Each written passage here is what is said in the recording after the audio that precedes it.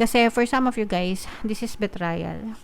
Pero I'm sensing na this is not, kumbaga parang galing from the past, dala-dala until now.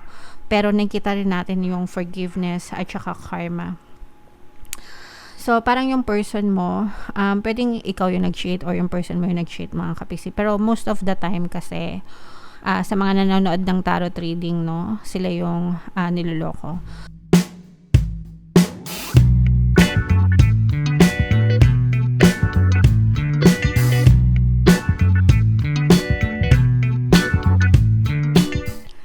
Hello guys, hello Cancer, welcome back to Pinoy Pixie Tarot. Ang pamagat ng episode natin for tonight is Love Scope, kapalaran para ngayong June para sa Cancer, Sun, Moon, Rising, Sign, and Venus. General reading lang guys, pwede mag-resonate, pwedeng hindi, combination ng positive and negative energy. Pwedeng ma-pick up yung energy nyo guys, pwedeng ma-pick up yung energy ng person nyo. Roles can be reversed. If in case hindi kayo naka-resonate dito, subukan yung panoorin yung video dun sa zodiac sign ng person nyo. So, ito yung mga message na gustong sabihin sa inyo, na gustong sabihin or gustong itago sa inyo ng person nyo. Pero ito yung mga messages niya guys. I know what I am doing. I play dumb to keep you confused. I'm not sure I can meet your expectations. The pressure is too much for me. I cannot support your actions. It's too much for me to deal with. So, ito guys, no, parang masyado kayong maraming demands. Feeling ng person mo, no, pwedeng hindi naman totoo guys, pero feeling ng person mo, parang masyadong marami kayong demands sa kanya, parang maraming ina-expect ka sa kanya na hindi niya maibigay, or parang para sa kanya sobra na, okay? And parang feeling ko, for some of you, medyo nasasakal yung person mo dahil dun sa mga expectations mo sa kanya. And parang, although nararamdaman ko na parang nag-try naman siya, pero parang hindi ka, para sa kanya, ang hirap mong pasayahin, ang hirap mong pagbigyan, or parang ang hirap mong makontento, parang ganyan, okay? And sobra na yun para sa kanya. And eto, alam niya kung ano yung ginagawa niya, pero parang sabi niya nga, I play dumb to keep you confused. Pwedeng alam niya naman na ganon yung ina-expect mo sa kanya, pero parang sinasadya niya rin. Nananadya itong person mo, no? Kung napapansin mo na parang ginagawa niya yung mga bagay na ayaw mo, pwedeng sinasadya niya na yun mga kapiksi, kasi parang nga sa kanya sobrang dami mong expectation, ganyan-ganyan. So, kumbaga, yun yung, hindi naman sa revenge, pero yun yung paraan niya para makabawi. Dun sa, siguro hindi niya rin masabi, ganyan. Or pwedeng sinabi mo na pero parang hindi ka naman nakikinig, ganyan. So, eto guys, pag-usapan nyo na lang, kasi dapat yung mga ganito pinag-uusapan pagdating sa mga expectations, diba? At saka dapat, mutual. Yung expectations mo sa kanila, yung expectations nila sa inyo, diba? Dapat merong kompromiso, dapat mutual, dapat parehas kayo na nag-agree. Hindi pwedeng puro gusto mo lang, hindi pwedeng puro gusto niya lang, kasi dalawa kayo dyan sa relationship na yan. So, dapat parehas nyong gusto. Alright? So, comment down below, Cancer, if feeling nyo naka-resonate kayo dyan. Tingnan natin yung love energy nyo ngayong June. So, shuffle ko to guys. Hanapin ko yung energy ng love and Cancer. Habang sinashuffle ko to, panoorin nyo muna yung video natin regarding sa ating paano mag-manifest ng abundance video course. Kapiksi, sawa ka na ba sa mga struggles at hirap sa buhay mo? Masipag ka ba at masikap sa buhay ngunit hindi ka pa rin umaasenso? Ilang beses ka na bang nag-attempt mag-negosyo at mag-invest pero palagi ka pa rin nalulugi? Sa pagkakataon na ito ay maaaring may subconscious beliefs ka na nagiging balakid sa iyong pag-unlad at pagyaman. Introducing, paano mag-manifest ng abundance video course. Dito ay matututunan mo ma-overcome ang mga balakid mo para tuluyan ka ng umunlad, umasenso, sumagana, maging matagumpay, successful at maswerte sa iyong kabuhayan, pera, trabaho, negosyo sa labi at kaperahan ng bonggang-bongga. Dali, mag-send na ng email sa pinoypixie@gmail.com at simulan na ang iyong pagyaman ngayon. Alright. So, sa lahat ng gusto mag-avail ng course, guys, meron tayong 1 free pampaswerte sa Pimenalo, kaya naman 200 pesos na discount until May 31 yan, guys. Kaya mag-avail na kayo. And meron din tayong bagong course, mga kapiksi, pampawala ng kabit or third party para at magkaroon ng harmonious na relationship. So, if in case meron kayong mga third party situation or nagkakagulo kayo ng person mo, pwede kayo mag-avail niyan, mga kapiksi. Intro price tayo, guys, 30% discount until May 31. Sayang yung discount. Sobrang laki niyan, guys. Sobrang ganda ng course. Mag-avail na kayo. So, Cancer, guys, kaya represent ng Queen of Cups sa ating spread, mga kapiksi. Eto, guys, nakikita natin na you're starting starting a new relationship with this person. Pero feeling ko parang nag-start kayo na parang reset muna sa sarili nyo and then with your person. Kasi for some of you guys, this is betrayal. Pero I'm sensing na this is not kumbaga parang galing from the past, dala-dala until now. Pero nakita rin natin yung forgiveness at saka karma. So, parang yung person mo, pwedeng ikaw yung nag-cheat or yung person mo yung nag-cheat, mga kapiksi. Pero most of the time kasi, sa mga nanonood ng tarot reading, no, sila yung niloloko.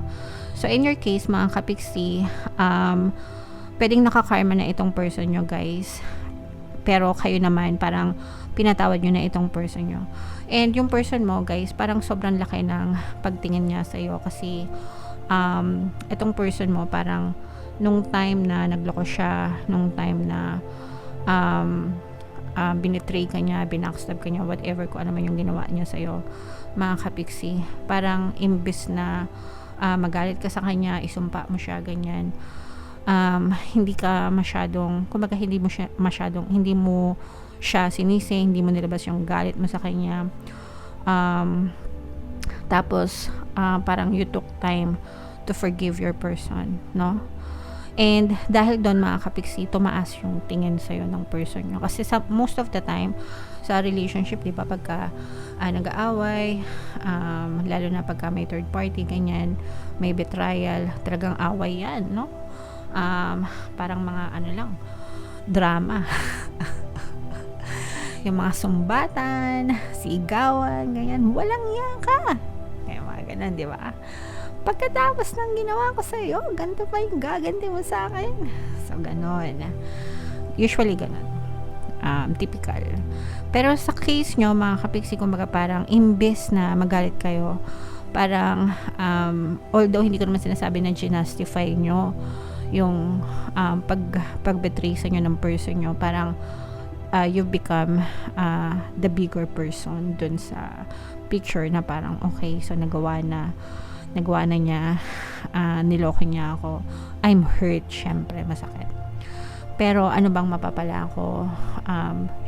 For sure, guys, umiyak kayo dito, for sure talagang na-hurt kayo, pero mabilis kayong nagpatawad, okay? Or hindi man mabilis, you took time para patawarin itong person na to, and ngayon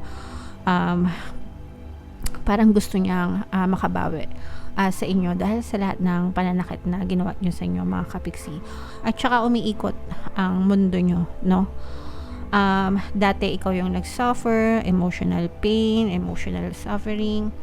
Ngayon naman, this time, sila yung nagsasuffer, mga kapiksi. Kasi, at saka yung iba sa inyo, guys, parang feeling ko, although yung iba sa inyo parang hindi pa naman hiwalay, parang nagkakaroon na kayo ng emotional detachment from your person, na yung parang pagmamahal ba, hindi naman sa nabawasan yung pagmamahal nyo sa kanila, pero parang hindi na kayo masyadong TLC sa kanila, tender love and care, ganyan.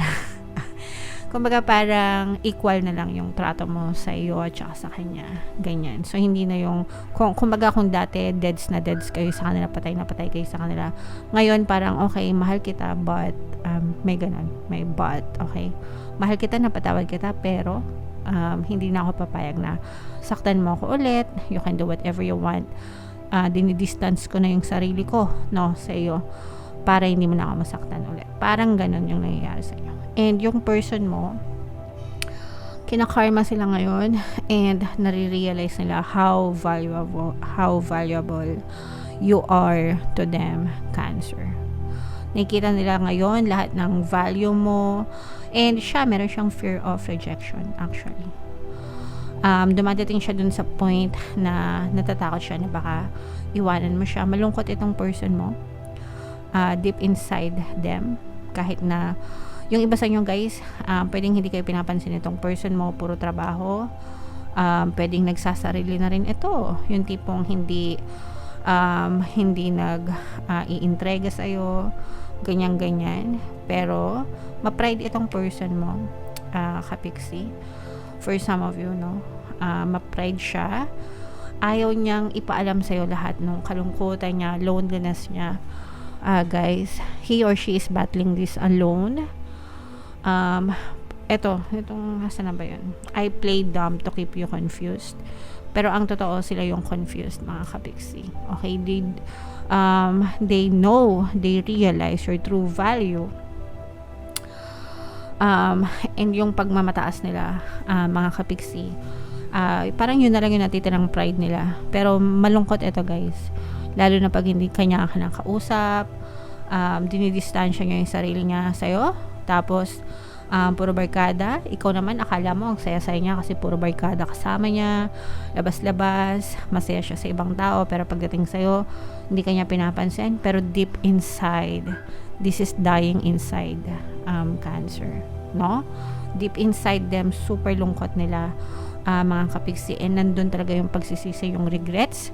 Pero dahil sobrang ma-pride sila, ma-ego, kasi yun na lang yung natitira sa kanila.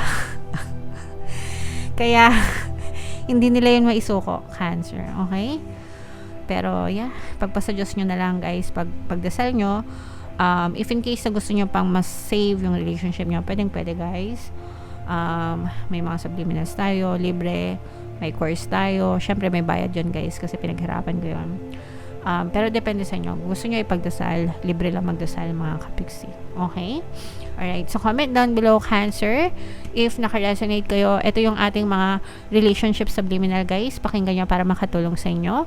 And ito naman yung ating success stories ng paano mag-manifest ng abundance video course. Click here to subscribe and click here to join our membership program. Thank you for liking, sharing, and subscribing. And see you again next time. I love you all, guys. Have a nice day. Bye-bye.